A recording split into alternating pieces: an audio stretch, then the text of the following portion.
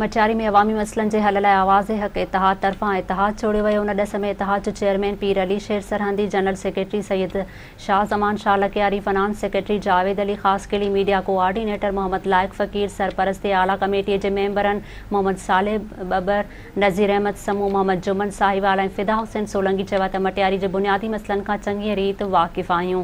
उन्हनि चयो त 15 साल गुज़री विया आहिनि। उन्हनि 15 सालनि में मटियारी ज़िले अंदरि थींदड़ तरक़ियाती कमनि ऐं बुनियादी सहूलियतुनि जी खोट जे करे ज़िले जा माण्हू मफ़लूजी जो शिकार थी विया आहिनि। अॻवाननि चयो त असां सम्झो त ज़िलो थींदो त ज़िले जे माण्हुनि खे रोज़गार सां गॾोगॾु बुनियादी सहूलियतूं बि मुयसरु थींदियूं, पर उन हवाले सां हुन ज़िले जे अवाम जा ख्वाब ई रहिजी विया, पर ॿीणो संदनि दर्दनि में इज़ाफ़ो थी वियो आहे। मटियारी ज़िलो पीपीए जो क़िलो हुजण बावजूद शहरी मसइला हल नाहिनि थिया। शहर ऐं भरपासे में बुनियादी सहूलियतुनि जो फुक़तान आहे। मसइलनि जे हल लाइ जदोजहद कंदा रहंदासीं।